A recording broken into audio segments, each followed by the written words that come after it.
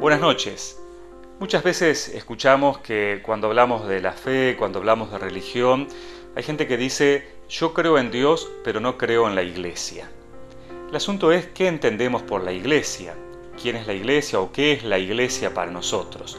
Por eso, en esta noche, en Cuestión de Fe, vamos a tratar de acercarnos a qué es la iglesia. La iglesia como comunidad, la iglesia como institución, la iglesia como cuerpo, la iglesia también como una madre. Bienvenidos a Cuestión de Fe.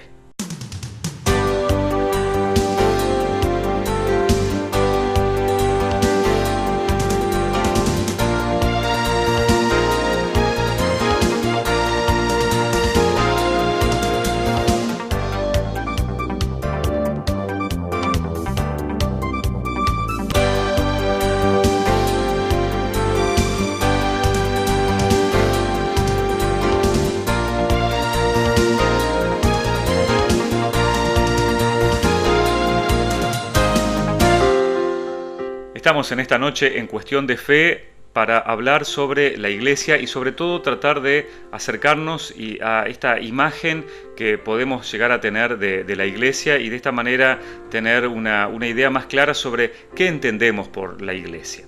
Por eso en este video de 3 minutos les proponemos ya ver qué es la iglesia para nosotros. La palabra iglesia proviene del griego eklesia y significa ser llamado o señalado. ¿Y quién llama? Bueno, Dios, por supuesto. Los cristianos están llamados de en medio del mundo a servir a Cristo. La iglesia entonces es la comunidad de los que siguen a Cristo y están unidos a Él y a cada uno de los demás miembros. Estamos unidos a Cristo por medio de la fe, la esperanza y la caridad. Estamos unidos unos a otros por la profesión común de la fe, por medio de la celebración de los 7 sacramentos y del reconocimiento de la propia autoridad de la Iglesia. Esto nos hace miembros activos de la Iglesia viviente. Y esto nos lleva a la imagen más común de la Iglesia. La Iglesia como cuerpo místico de Cristo. Cristo es la cabeza, nosotros, miembros de su cuerpo. La imagen bíblica nos muestra 2 cosas. Primero, tal como el cuerpo no puede funcionar sin la cabeza, así es con la iglesia. Sin Cristo la iglesia es nada. Él es la cabeza. Jesús habla sobre esto en la parábola de la vid. Él es la vid. Separado de la vid, las ramas no pueden dar ningún fruto. Se secan. Y de la misma manera es con nosotros. Cristo es la cabeza de la iglesia. Él la dirige. Sin Él nada funcionaría. Y al mismo tiempo, como miembros de su cuerpo, estamos llamados a trabajar en el mundo que nos rodea. Somos, como quien dice, las manos y los pies de Dios en este mundo. En segundo lugar, la imagen del cuerpo muestra que la iglesia no es solo un conjunto de creyentes. Un cuerpo solo funciona cuando sus diferentes órganos y partes trabajan juntos. Sucede de la misma manera en el cuerpo místico de Cristo. Hay oficios y tareas distintas. Todas las partes de la iglesia están ordenadas jerárquicamente y todas ellas están guiadas por la cabeza. Bien, ahora todos los fieles son miembros de este cuerpo místico, y esto incluye no solo a los que actualmente están en esta tierra, sino también a los que ya han muerto, por aquellos que todavía necesitan purificación y por los que están ya glorificados en el cielo. A estos 3 grupos se les conoce como la iglesia militante, es decir, aquellos que luchan aquí en la tierra, la iglesia purgante, que son las almas del purgatorio, y finalmente la iglesia triunfante, que es la de las almas en el cielo. No miembros activos, pero sí ordenados en el cuerpo místico de Cristo, son los que a lo mejor nunca han escuchado de la iglesia, pero viven justa y rectamente ante Dios, anhelan un Redentor y buscan sinceramente al Todopoderoso. Ellos tal vez no pertenecen a la iglesia, pero Dios los asiste con su gracia para que ellos también encuentren la comunión con Él.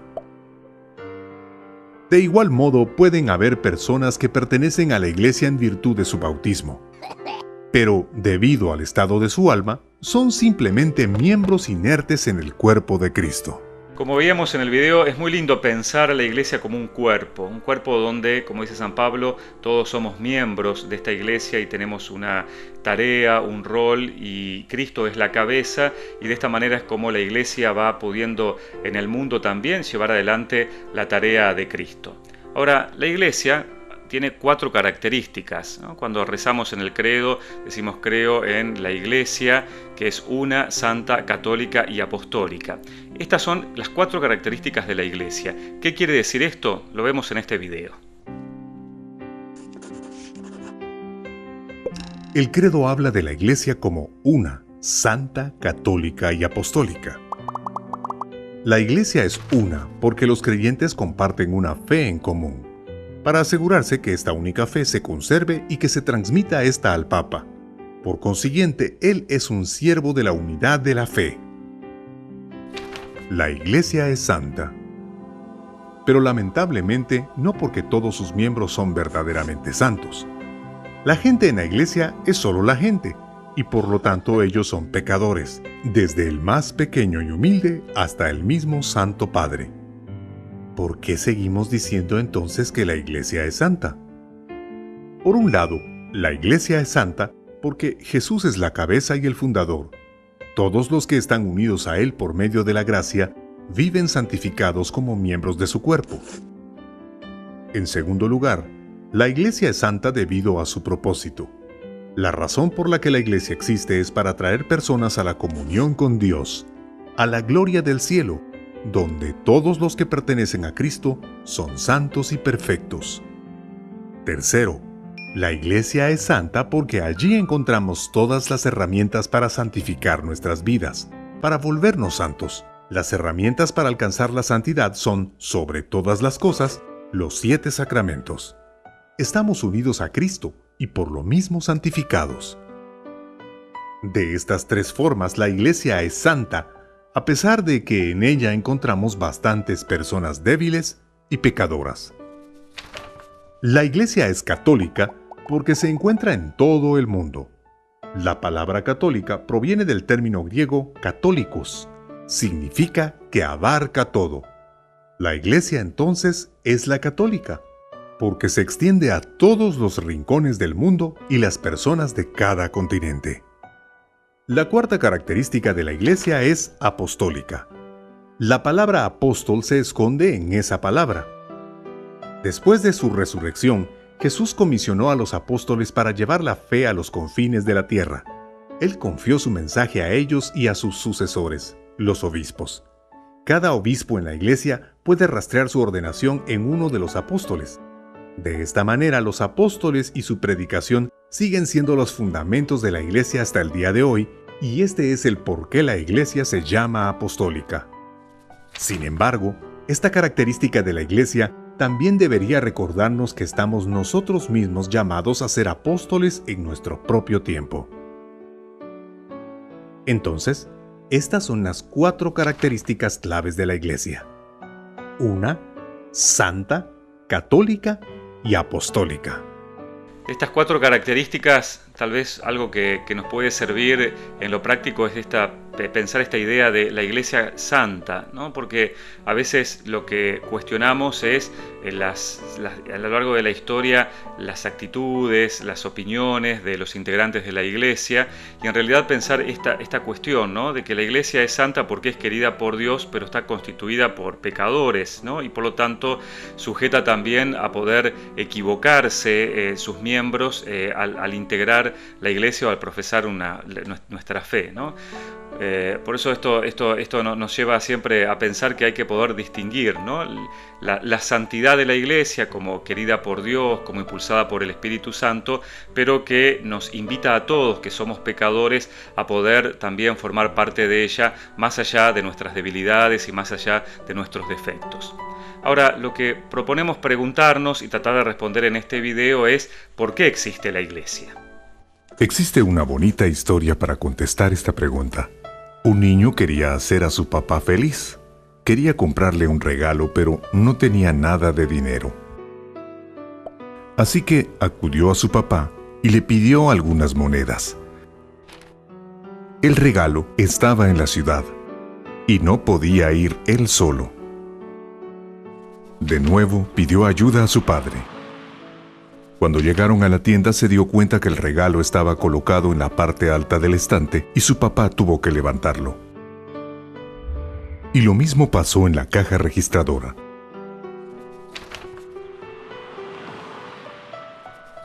Al regresar a casa, el hijo sonriente y orgulloso le entregó a su papá el regalo. Linda historia sobre un niño que quería dar un regalo. Sí, tierno, pero estrictamente hablando podríamos decir que el papá fue el generoso durante toda la escena. El padre tuvo que acompañar y ayudar a su hijo en cada paso y fue quien pagó por todo. Si el padre hubiera hecho todo él mismo, el resultado no hubiera sido igual, ya que en el modo en que esto pasó, el padre de hecho solo hizo posible que el hijo hiciera lo que quería hacer, darle un regalo a papá. Esta historia ilustra cómo Dios se relaciona con nosotros. Dios no necesita al hombre, pero Dios permite que el hombre comparta la gracia de participar en su obra, y esto demuestra la grandiosidad de Dios. El hombre no se mantiene en una dependencia completamente inactiva, sino que está equipado con el poder para hacer el bien. Esta es exactamente la razón por la cual existe la Iglesia. Dios no necesita a la Iglesia, pero Él la estableció y quiso a la Iglesia para que a través de ella nosotros nos convirtamos en seres activos de su obra divina de salvación. De esta manera el hombre, que a través de sus pecados causa dolor al mundo, ahora tiene el poder para traer sanación y compartir la obra redentora de Dios. El hombre caído de alguna manera es rehabilitado. En la Iglesia puede vivir como una nueva creación. Así que en resumen, podemos decir, Dios no necesita una iglesia, pero nosotros sí necesitamos a la iglesia, y por eso es que se nos dio una para nuestra salvación. Qué lindo poder pensar esto que decía el video, sobre todo de que Dios no necesita la iglesia, pero sí somos nosotros los que necesitamos la iglesia y a través de ella también nos convertimos en personas activas para poder llevar adelante la tarea de Cristo, llevar adelante el mensaje de la buena noticia. Ahora, ¿cómo está integrada la iglesia? ¿Cómo está conformada la iglesia? ¿Cómo es la estructura de la iglesia?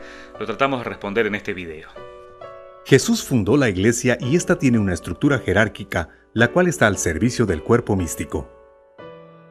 Jesús no eligió 23 o 17, sino 12 apóstoles, y les confió una misión especial. No fue coincidencia o al azar que fueran exactamente 12. Porque así como en la antigua alianza existían 12 tribus de Israel, ahora en la nueva alianza estaba destinado que hubieran 12 tribus, un nuevo pueblo de Dios de todas las gentes y naciones de la tierra. Dado que los apóstoles salieron al mundo para difundir el mensaje de Jesús, surgieron así las primeras comunidades cristianas. Los apóstoles habían nombrado a hombres piadosos como líderes, pastores y protectores de estas comunidades. La palabra griega para este cargo fue episcopos, de donde luego provino la palabra obispo. Los obispos son los sucesores de los apóstoles, consagrados en su oficio por medio de la imposición de manos. Ahora, como había un apóstol especial entre los apóstoles llamado Pedro, así también hay un obispo especial entre los obispos. Este obispo especial es el obispo de Roma. Él es especial exactamente porque él es el sucesor de San Pedro. A él se le llama Papa. El Papa sirve a la Iglesia justo como Pedro lo hizo, guiándola, garantizando su unidad y cuidando que las enseñanzas de Cristo sean trasladadas fielmente tal como fueron recibidas. Los obispos son hoy en día exactamente como lo eran al inicio de la cristianidad, pastores de una comunidad cristiana. Pero como un obispo no puede estar en todas partes y servir a todos en sus comunidades a la vez, el obispo tiene compañeros de trabajo que son los sacerdotes. Los sacerdotes son consagrados por su obispo para servir a las comunidades más pequeñas dentro de la comunidad. Una comunidad más pequeña se llama parroquia, y el sacerdote a cargo se llama pastor o párroco. A veces las parroquias tienen a un segundo sacerdote que ayuda al párroco, el vicario, capellán o asistente. Esta es la estructura básica de la Iglesia. La jerarquía de la Iglesia no es como la de un gobernante y su poder, sino que va más bien de acuerdo con el mandato de Cristo. Esta es una jerarquía de servicio.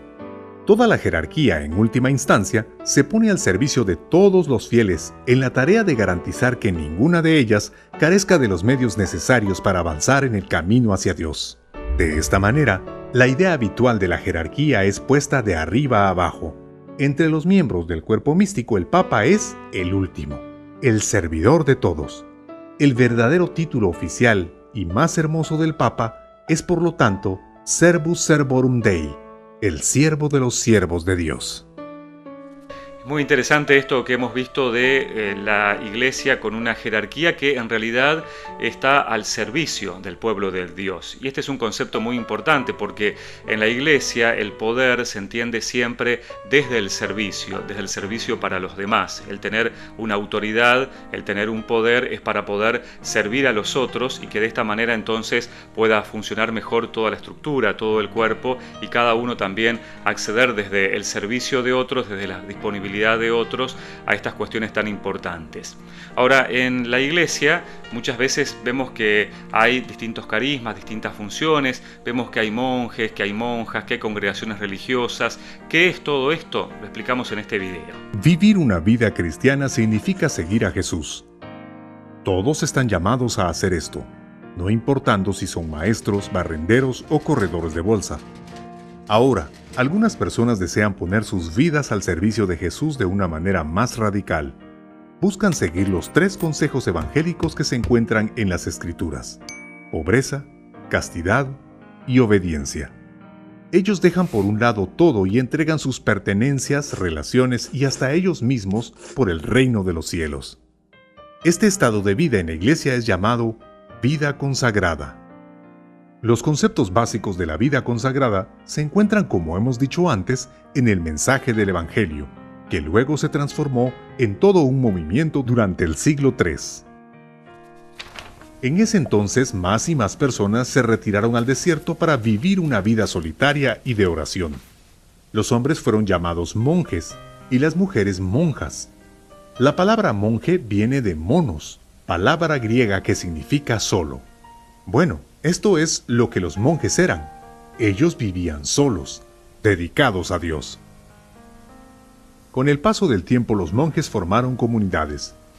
Estos se distribuían las responsabilidades necesarias entre ellos y se apoyaban unos con otros, esforzándose para llevar una vida completamente dedicada a Dios.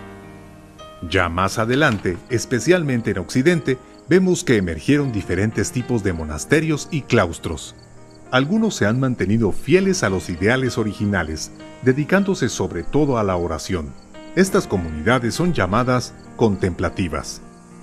Otras comunidades eligieron una regla específica como un servicio particular para la Iglesia con su misión de vida. Algunos se dedicaron a la difusión de la fe, otros a ayudar a los pobres, a cuidar a los enfermos o a proporcionar educación a las personas. A lo largo de los siglos, estas comunidades monásticas se convirtieron en importantes centros de conocimiento, educación, arte y cultura.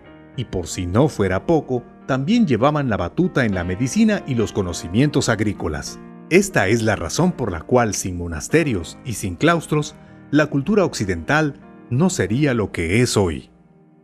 Qué lindo ver entonces cómo la Iglesia, a través de sus distintos carismas, de sus congregaciones religiosas, de su presencia en el mundo, ha podido también transmitir y llevar este legado y esta cultura a lo largo de los siglos.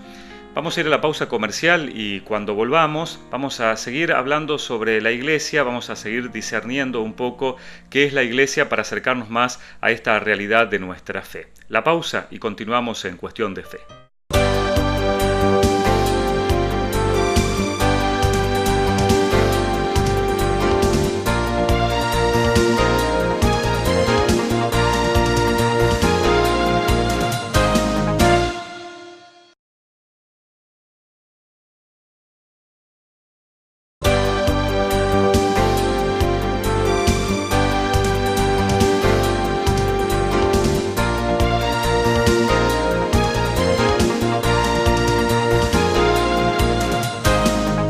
Estamos en esta noche en Cuestión de Fe acercándonos a la realidad de la Iglesia. ¿Qué es la Iglesia? Lo estamos haciendo a través de estos videos de 3 minutos que son muy catequéticos y que nos tratan de explicar estas cuestiones que a veces desde la fe o no las conocemos o nos resultan difícil de entender o inclusive a veces nos pueden hasta producir algún rechazo. ¿Cuál es la realidad de la Iglesia? ¿Cómo es la Iglesia? ¿Cómo está extendida en todo el mundo? ¿Qué es la Iglesia? Y por cuántas personas, cuántos fieles está conformada actualmente, lo vemos en estos números de este video. Esta es la Iglesia en números. Hay alrededor de 1.2 millardos de católicos en el mundo y este número aumenta cada día. Actualmente está creciendo más rápido que la población del mundo. El número de sacerdotes también está elevándose. Actualmente hay más de 412,000. El número de religiosas y monjas es más o menos 720,000.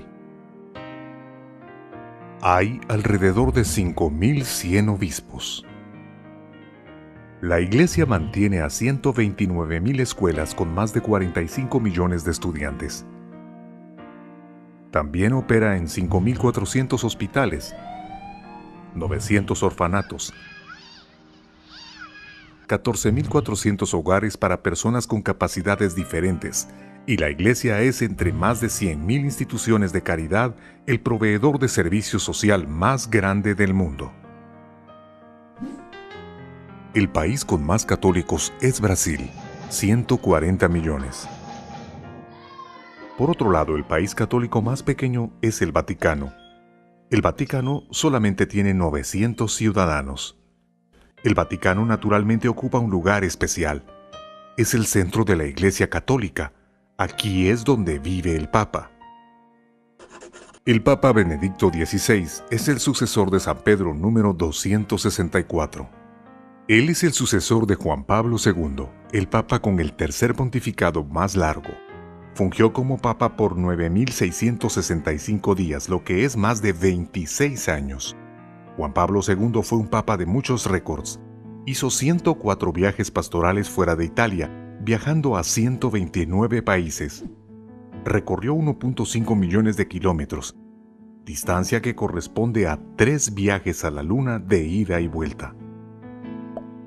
Así que el Papa vive en el Vaticano, y el Vaticano es pequeño, tan pequeño que cubre solo 0.44 kilómetros cuadrados. No fue siempre así. Anteriormente el Estado del Vaticano cubría la mayor parte del centro de Italia, pero hoy en día el Vaticano es el Estado soberano más pequeño del mundo. Este pequeño Estado tiene un supermercado, una oficina de correo, una estación de tren, un helipuerto y un cajero automático con instrucciones en latín, hasta un equipo nacional de fútbol. Además, el Vaticano opera una estación de radio. La Radio Vaticana fue establecida en 1931 y transmite en 47 idiomas. El periódico del Vaticano, El Observador Romano, ha estado en el mercado por mucho tiempo. Por más de 150 años, El Observador Romano ha reportado noticias desde el Vaticano y está disponible hoy en día en más de 129 países alrededor del mundo. Y por supuesto, el Vaticano tiene su propia estación de televisión, un sitio en la red y su propio dominio en Internet. Incluso tiene su propio canal de YouTube, publicando videos del Papa y sus apariciones en público. Así que el Vaticano es algo así como el centro del mundo para la comunidad religiosa más grande de la Tierra. El video, como veíamos, hablaba del Papa Benedicto porque fue realizado hace algunos años. El Papa Francisco en realidad es el sucesor número 265 de los papas, ¿no? Y esta cuestión de números que nos tratan de aportar una imagen de lo que actualmente es la Iglesia, podríamos decir desde lo cuantitativo. De todas maneras, sabemos que muchas veces la Iglesia está sujeta a determinadas críticas, a distintas críticas, ¿no? En este video vamos a tratar de ver en qué se fundamentan algunas de estas críticas a la Iglesia. La historia de la Iglesia no es solo la historia de Dios, sino que también la del hombre con subidas y bajadas, con luces y con sombras. Es una historia sobre pecadores y santos. Siempre ha sido de esta manera, así es y así será.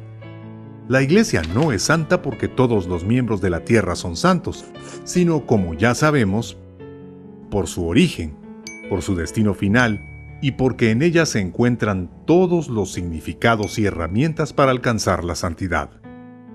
Así que en la historia de la Iglesia no solo encontramos santidad, sino también una gran cantidad de pecados, y esto la hace una presa fácil de las críticas. 3 cosas sobresalen en tales críticas. Primero, la parte negativa es la que se reporta. La buena a menudo se olvida o se ignora. Esto no es exclusivo de las noticias relacionadas con la Iglesia. Si en algún sitio 1000 personas protestan pacíficamente y una persona hace un alboroto, de repente las 1000 personas son ignoradas y la atención cae sobre la única alborotadora. Esto es lo que le gusta a los espectadores y a los lectores. El primer problema, entonces, puede ser la imparcialidad.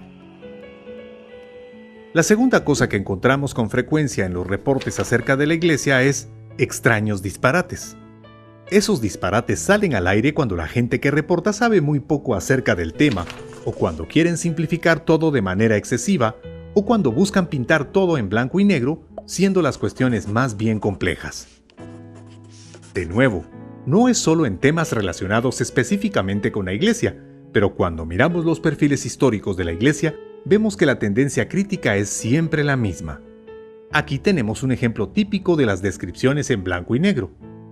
Esta tesis propone que todas las personas solo desean una cosa: poder. Por lo tanto, cuando la gente actúa en la Iglesia, obviamente lo hacen para aumentar su poder. Y de hecho, uno no tiene que buscar mucho para encontrar personas en la historia de la Iglesia que se ajusten a tal perfil. Pero si miras solo 2 segundos más, podrías ver muchos otros que obviamente no estaban preocupados con obtener poder en absoluto. Así que puedes tachar tal observación de excesivamente simplista. Pero alguien que pinta las cosas en blanco y negro no ve esto o no lo quiere ver así. El segundo problema es la distorsión de la verdad por medio de la ignorancia, o por cierta ideología que es la fuente principal de todos los trabajos pintados en blanco y negro. El tercer problema es más personal y humano. Si alguien me demuestra que yo he cometido un error y yo reconozco que está en lo correcto, entonces tengo 2 opciones. Yo puedo cambiar, o si no quiero cambiar, simplemente critico al mensajero. Y desde que el mensajero es usualmente humano, no será difícil encontrar algo para criticar. Por ejemplo, un doctor le dice a su paciente que fumar es dañino para la salud y que él debería de parar de hacerlo. El paciente sabe que el doctor está en lo correcto, pero él no quiere cambiar sus hábitos. Y viendo que el doctor también es un fumador, le responde: no lo dejaré de hacer porque usted también fuma. El doctor seguramente está poniendo un mal ejemplo, pero fumar no es más saludable para mí solo porque el doctor también fuma. Porque el mensaje no depende del mensajero, sino si se vive de acuerdo al mensaje. Y este problema también se observa cuando el mensaje viene de la Iglesia. Solo porque los que predican son mortales y pecadores, uno no se debería de privar de la verdad que se encuentra en su mensaje. Estos 3 puntos se deben de tener en cuenta cuando se busca el aspecto humano de la historia de la Iglesia, una historia de hecho de pecadores, pero también de santos. Y tal vez para el crecimiento personal, sería mejor imitar la vida de los santos en lugar de tirar su mensaje por culpa de la debilidad de los pecadores. Como veíamos en el video, la historia de la Iglesia es una historia de luces y sombras, ¿no es cierto? Lo importante es que todas estas cosas no nos alejen de la posibilidad de llegar a la verdad y de llegar a través de la fe también a Jesús, ¿no?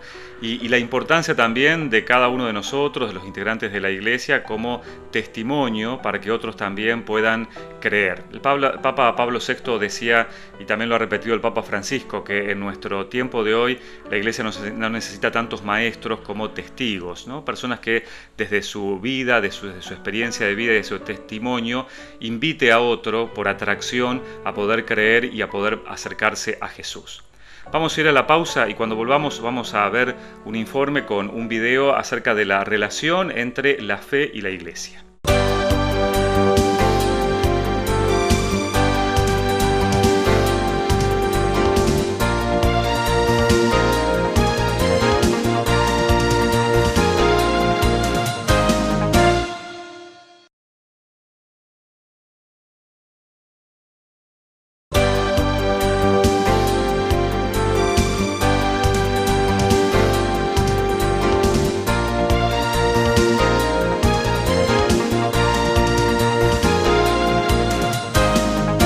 Estamos en Cuestión de Fe en esta noche acercándonos a la realidad de la Iglesia. ¿Qué es la Iglesia? Vamos a ver ahora en este video, en un informe de una productora española, esta relación que tendría que existir y que existe de hecho entre la Iglesia y la fe.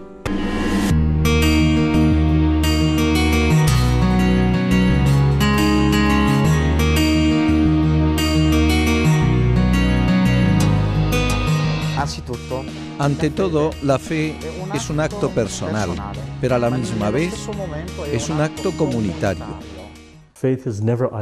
La fe nunca es un hecho aislado. La fe está siempre unida a la fuente, que es Dios. La fe puede darse en diversos momentos de la vida de alguien, a través de diversos instrumentos de la fe. Alguien puede descubrir a Dios a través de la naturaleza, pero nadie puede descubrir a un Dios personal si no es a través de Jesucristo. Por lo tanto, se ve que hay un desarrollo gradual en el tema de la fe. Sabemos que se pasa de una experiencia impersonal a una experiencia de comunión muy profunda, una muy personalísima experiencia de comunión. Y todo esto ocurre dentro de la Iglesia. Acabo de entrar en la iglesia y mi vida ha cambiado muchísimo. Yo rezaba y decía, Señor, si esto es real, muéstrame qué es la fe real. Especialmente cuando iba a misa antes de entrar y veía a todos ir a comulgar. Me parecía algo precioso. Pensaba que eran muy afortunados por poder hacer eso. No podía esperar. Sabía que algún día, aunque no sabía cuándo, sabía que algún día podría entrar y sería capaz de tener el mismo sentimiento y la misma comunión con Dios.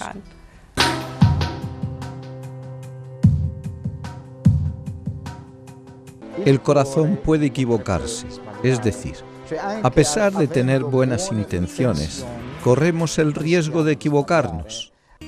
Un pequeño ejemplo. Estoy en la universidad y pierdo el teléfono. Lo busco, pero no lo encuentro. La primera cosa que me viene a la mente es, ya sé que tal persona está necesitada y no tiene teléfono. Podría ser que él me lo haya robado o no fue él. Después, mientras pienso esto, un compañero viene a decirme, ¿sabes qué? Hemos encontrado tu teléfono. Entonces me digo, ¿cómo he podido dudar de esa persona? Porque aunque partimos de aquello que nos dice nuestro corazón, por desgracia de vez en cuando corremos el riesgo de hacer un juicio equivocado. Por eso, muy importante estar siempre al día y seguir lo que enseña la Iglesia para no caer. La fe es una parte muy importante de lo que yo soy. De hecho, me baso en ella para cualquier decisión. Siempre quiero tomar decisiones morales, pero, repito, hay mucha oscuridad por ahí fuera. ¿Cómo saber por dónde comenzar? ¿Cómo saber en qué basarse? Es una bendición tener una iglesia a la que mirar como guía y como brújula. Ella ha pensado en todas las cosas. Ella ha encontrado ya las respuestas para ayudarme a encaminarme, para que así pueda continuar mi vida de modo honesto y bueno. Es totalmente íntegra y respeta siempre la dignidad de los demás. Estoy muy agradecida por la fe, por este don.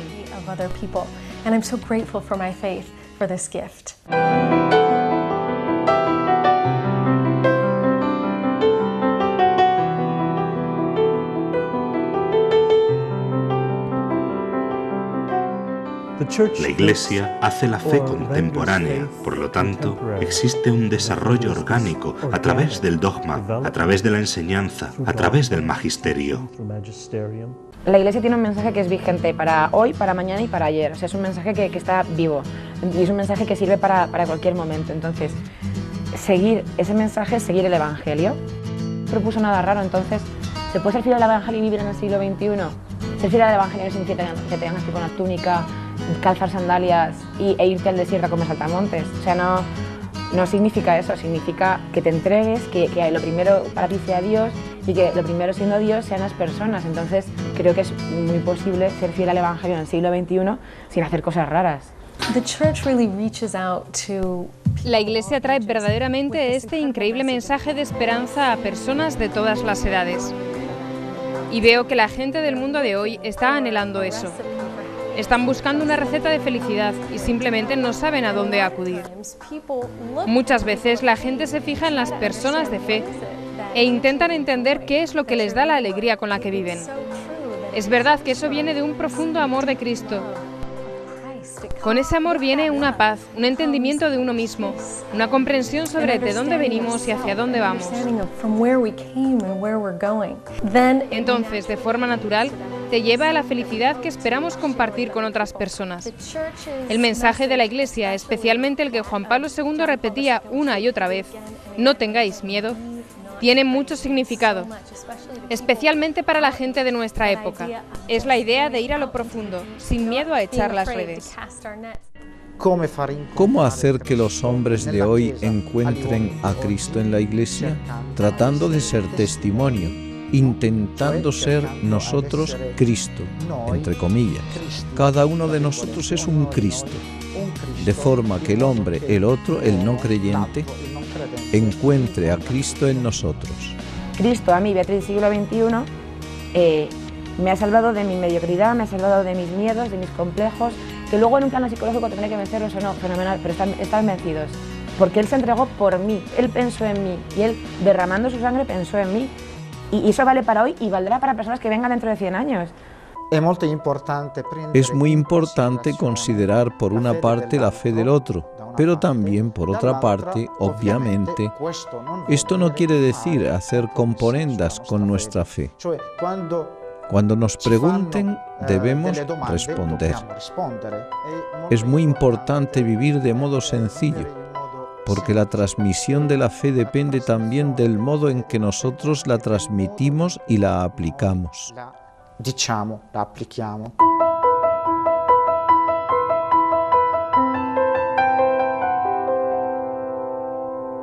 La fe es una gracia transmitida. Nosotros recibimos la fe transmitida por las personas, nuestros padres, la iglesia particular, y también la transmitimos a los demás. Para algunos empieza como una teoría y después se convierte en una experiencia personal. Y por consiguiente no quiero pasar del blanco al negro en relación a esto, porque me doy cuenta que uno crece con su fe. Hoy, especialmente, hay muchos hombres y mujeres, hay muchos jóvenes que tienen una idea. Es una idea de lo absoluto, una idea de un Deus ex machina. Tienen una idea de algo, pero creo que es ahí donde nuestro amor interviene. Es ahí donde la belleza de la Iglesia necesita hacerse manifiesta a través de nuestra vida, en nuestra capacidad de ser un icono viviente del amor de Dios. Es ahí donde bajamos la teoría al corazón para que pueda convertirse en una experiencia personal para ellos. ¿Cómo le hablas a alguien del amor si no conoce el amor?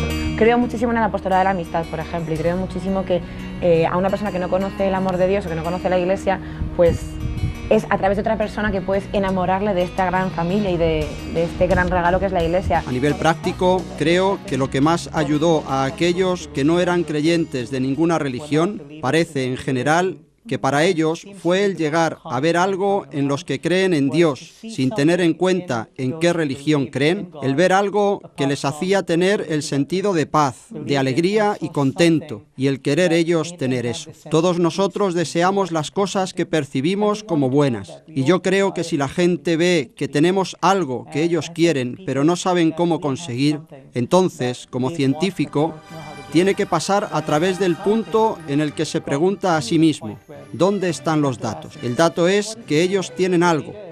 Yo quiero eso. ¿Cómo lo consigo? La ciencia no me va a ayudar, y si tengo esa idea de una duda, tengo que estar abierto al hecho de que quizá hay algo ahí fuera y que está más allá de la ciencia, más allá de lo empírico. Yo he experimentado que en el mundo del trabajo hay muchos modos en que puedo compartir mi fe. Muchas veces es simplemente viviéndola, siendo un ejemplo vivo.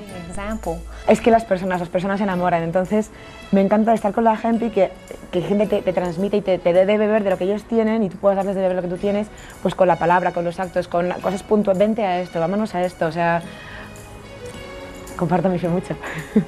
En el pasado solían ser solo los sacerdotes, los clérigos y los religiosos los principales responsables de llevar la fe a los rincones del mundo, o incluso de predicar y proclamar la fe en sus propias localidades. Pero en nuestros días comprendemos que en el Evangelio de Mateo 28:19, Jesús mandó a los discípulos a proclamar el Evangelio a todas las naciones de la tierra. Él no mandó solo a ellos. Esa era la gran misión encomendada a todos y a cada uno de nosotros. Y no tiene que ser solo a través de nuestros estudios y de experimentar la teología y la filosofía, sino a través de nuestra vida diaria, a través de todo lo que hacemos. Y es la idea de saber que hemos recibido mucho y que si tenemos que compartir esto, no podemos simplemente asumir, puedo sentarme y relajarme, que otros se encargan de ese trabajo. Todos tenemos que hacer lo poco que podamos. Muchas personas de mi universidad, mis amigos y mis profesores me han ayudado, ya que me han enseñado mucho y han respondido a mis preguntas, especialmente mi mejor amiga y compañera de habitación. Podía preguntarle constantemente cosas sobre la fe y siempre me respondía, y eso realmente me ayudó mucho. Hay respuestas. Si no se hace preguntas, le diría que se preguntase. Y si se hace preguntas, pues que buscase respuestas, ¿no? Y que las busque donde las tiene que buscar, o sea, sobre todo pues, en la iglesia. ¿Dónde vas a preguntar sobre el amor? ¿En una discoteca liándote con 4 chicas una noche? Pues no, pregunta en el amor, o sea, ¿qué es el amor? Al que es el amor, ¿no? Al que murió por ti y por mí. Pienso que conoceréis bien a Bernadette Soubirous, la famosa Bernadette de Lourdes. Después de una de las apariciones de la Virgen, fue corriendo al párroco y le dijo: «Padre, la señora me ha pedido construir una iglesia y venir en peregrinación. Por tanto, transmite el mensaje de la Virgen al párroco». El párroco le dice: «Pero, ¿por qué he de creer estas palabras?». Y ella, con gran sencillez e ingenuidad, pero con profundidad, dice: «No me ha pedido que se lo haga creer, sino decírselo y basta». Tenemos la obligación de escuchar atentamente las necesidades de este momento en la historia, leyendo los signos de los tiempos. Esto es una obligación. Recibimos prestar atención a los signos de los tiempos. Deja que los signos de los tiempos te interroguen para que des vida a la fe, para que hagas la fe accesible.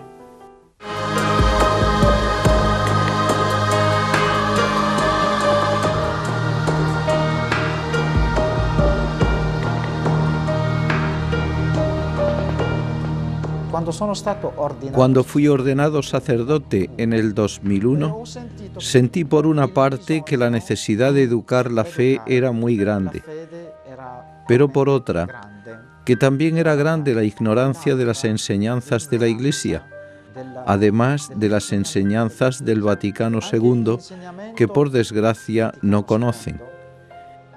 Y esto no es solo culpa de ellos, es también culpa nuestra. Y creo que todos necesitamos abrir el catecismo de la Iglesia Católica. Eso es la Iglesia. Esta es la Iglesia que está donándonos medios a través de los cuales podemos crecer en la fe.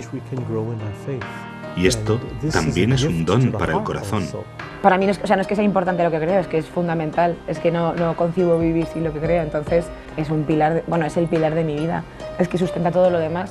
Por mucho que yo crea que no y que tal, pero yo sé que si me faltara la fe y si me faltara Dios y si me faltara esta alegría en Cristo Jesús, no podría vivir con plenitud y vivir alegre, es que no podría, es que me arrastraría, entonces es fundamental.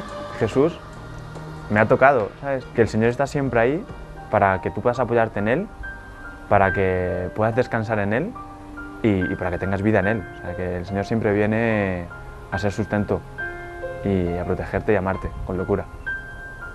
Y sé que a Cristo no le faltó nada en los sufrimientos que sobrellevó en orden a la salvación y redención nuestra, pero lo que falta es nuestra participación. Del mismo modo que María dijo sí a lo que Dios le pidió que hiciese, Dios también nos está pidiendo a cada uno de nosotros hacer algo que ningún otro puede hacer.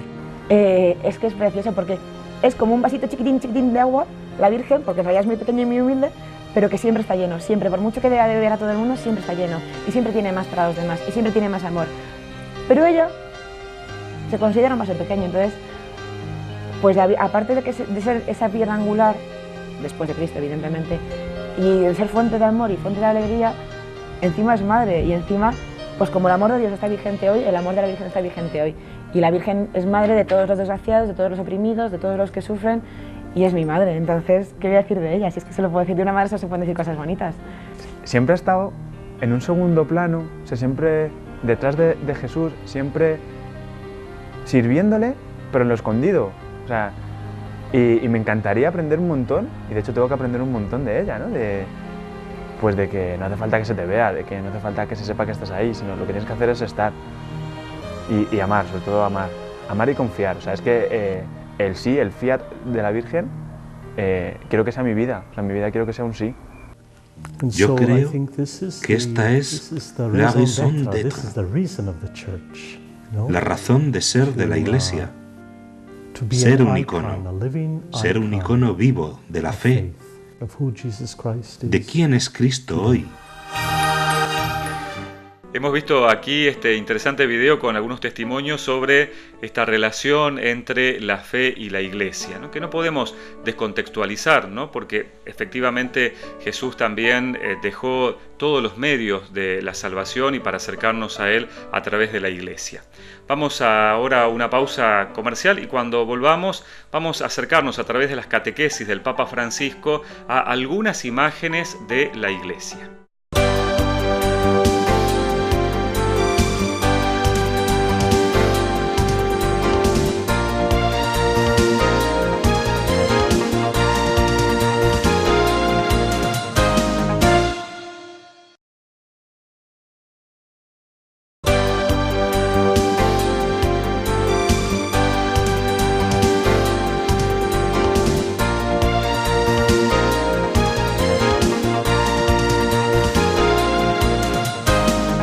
Estamos en esta noche en Cuestión de Fe acercándonos a qué es la Iglesia.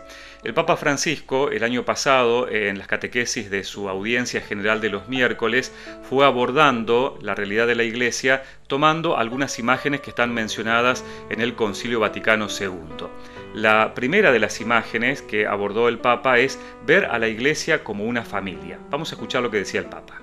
Queridos hermanos y hermanas, deseo iniciar hoy una serie de catequesis con expresiones del Concilio Vaticano II sobre el misterio de la Iglesia. La primera es la Iglesia como familia de Dios. El proyecto de Dios para la humanidad se presenta muy bien en la parábola del Hijo Pródigo, o mejor, del Padre Misericordioso. Construir una única familia en la que todos se sientan cercanos y amados por Él. Es aquí donde la Iglesia encuentra su raíz. En la historia de la salvación, Dios llama a Abraham para ser padre de una multitud. Elige a Israel para establecer una alianza. Y en la plenitud del tiempo, envía a su Hijo que reúne una pequeña comunidad que al escuchar su palabra sigue su camino y se constituye en su familia. La Iglesia nace del gesto supremo de amor de Jesús en la cruz y se manifiesta cuando el Espíritu Santo colma el corazón de los apóstoles y los impulsa a anunciar el Evangelio difundiendo el amor. Te hará bien hoy preguntarte vos, ¿amás a la Iglesia? ¿Rezás por ella? ¿Te sentís parte de esta familia? ¿Qué haces para que todos se sientan escuchados y comprendidos? Son muy interesantes estas preguntas que nos deja el Papa para que también nosotros podamos reflexionar y pensar a la Iglesia como una familia y qué hacemos para que realmente sea una familia.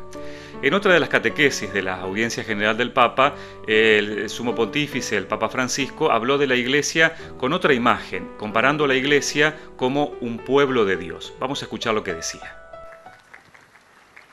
Queridos hermanos y hermanas, hoy quiero reflexionar sobre otro término del Concilio Vaticano, el referido a la Iglesia, pueblo de Dios. Lo haré en base a unas sencillas preguntas. ¿Qué quiere decir ser pueblo de Dios? ¿Cómo se forma parte de Él? ¿Cuál es su ley, su misión, su fin? Dios no es propiedad de ningún pueblo. Más bien, Él es quien llama a todos, sin distinción, y en Él todos somos uno. Entramos a formar parte de este pueblo por un nuevo nacimiento, el bautismo, y a través de la fe, que es don de Dios que siempre debemos cultivar. Su ley es ciertamente el amor, que significa reconocer a Dios como nuestro único Señor y al prójimo como a un verdadero hermano. La misión de este pueblo es llevar al mundo la esperanza y la salvación de Dios y ser signo de su amor por todos.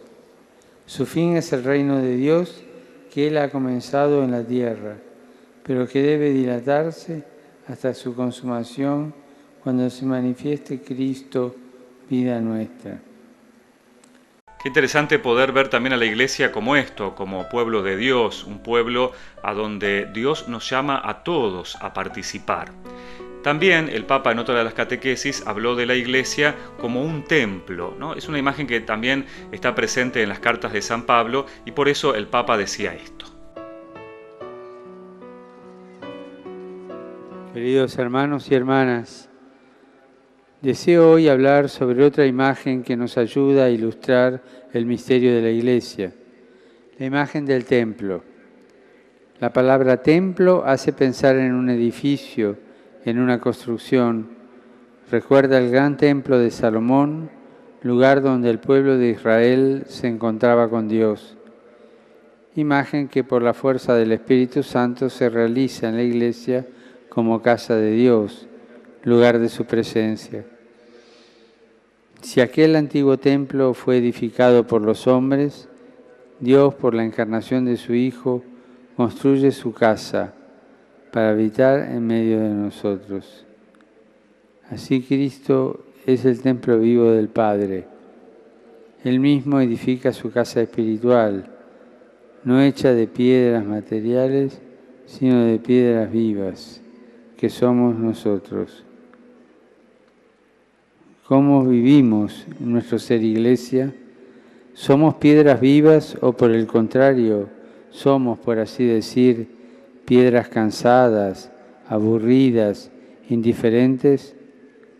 ¿Nos abrimos a la acción del Espíritu Santo para ser parte de la activa de nuestra comunidad o nos cerramos en nosotros mismos diciendo tengo tantas otras cosas que hacer, no es mi obligación? La Iglesia como templo, ha dicho el Papa, recordando a San Pablo, y por eso la invitación siempre es a ser piedras vivas. Somos piedras vivas y entonces el Sumo Pontífice nos deja estas preguntas, ¿no? Si a veces como piedras no somos un poco muertas por el cansancio, por el desgano, por el desánimo. Pero en otra de las catequesis, el Papa, como veíamos al principio del programa, también ha tomado la imagen de la Iglesia como cuerpo. Vamos a escuchar lo que decía. Queridos hermanos y hermanas, deseo hoy hablar sobre otra expresión conciliar para referirse al misterio de la Iglesia, la de cuerpo de Cristo. La Iglesia, cuerpo de Cristo. Jesús convoca de entre todos los pueblos a sus hermanos, le comunica su espíritu y los constituye místicamente en su cuerpo.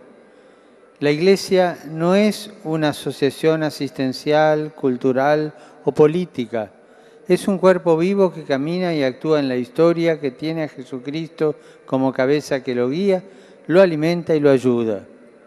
Como el cuerpo no puede sobrevivir separado de la cabeza, tampoco la Iglesia separada de Cristo.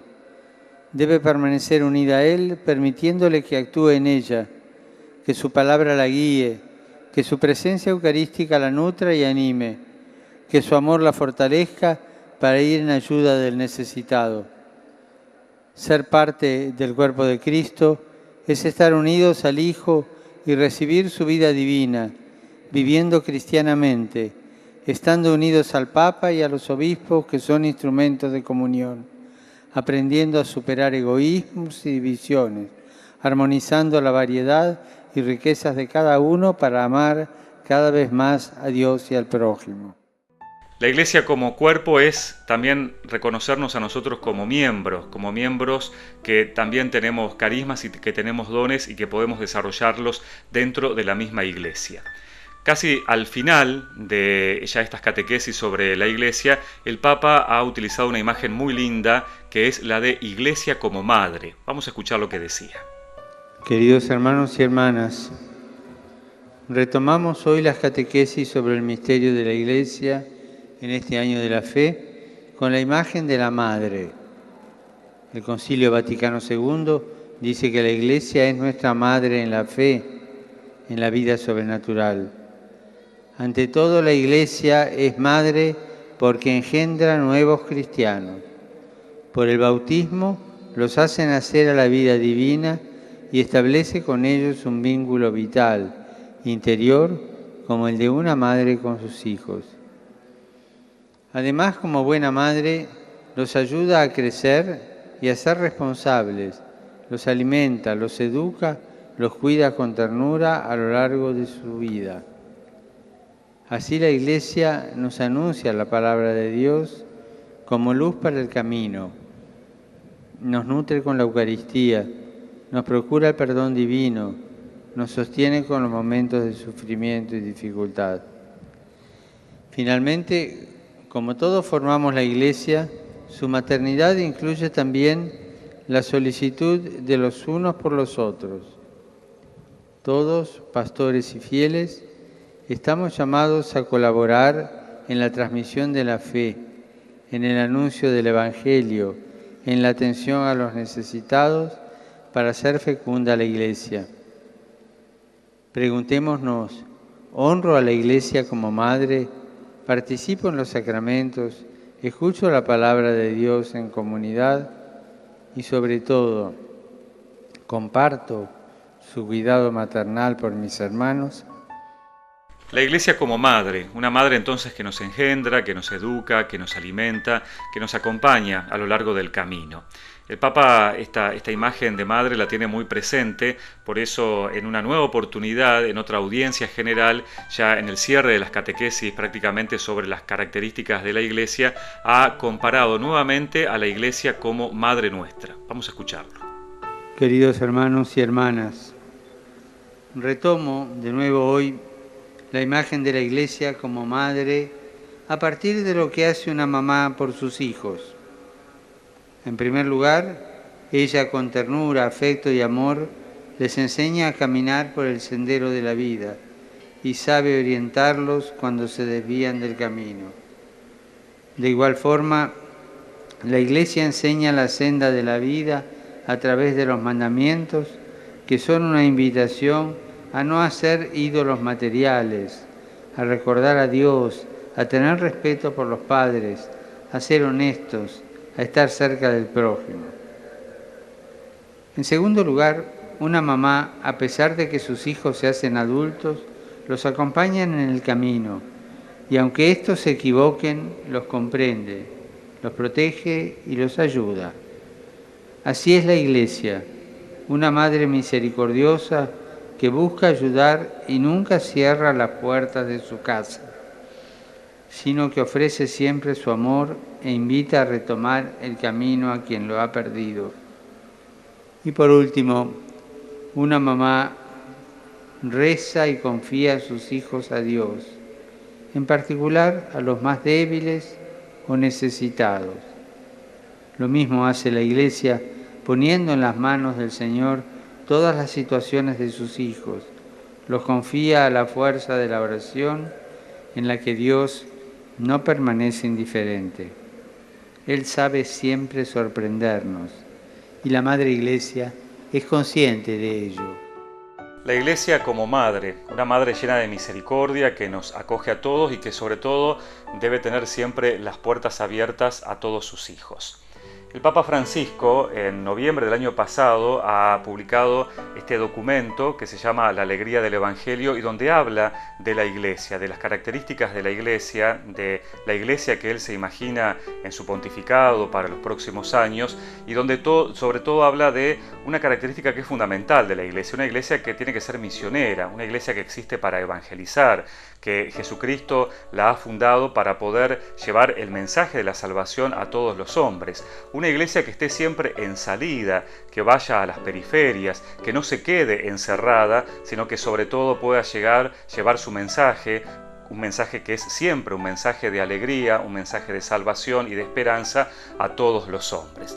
Por eso nos vamos a ir despidiendo con un video que nos va a mostrar sobre todo cómo debería ser la iglesia, esta iglesia que no esté tan encerrada y que esté también precisamente y está también en la mentalidad y sobre todo en el querer del Papa Francisco. Nos despedimos con este video hasta la semana que viene en Cuestión de Fe, en esta noche en que hemos tratado de acercarnos a la iglesia y también como una invitación a todos a tratar de llevar adelante una iglesia siempre en salida. Muchas gracias.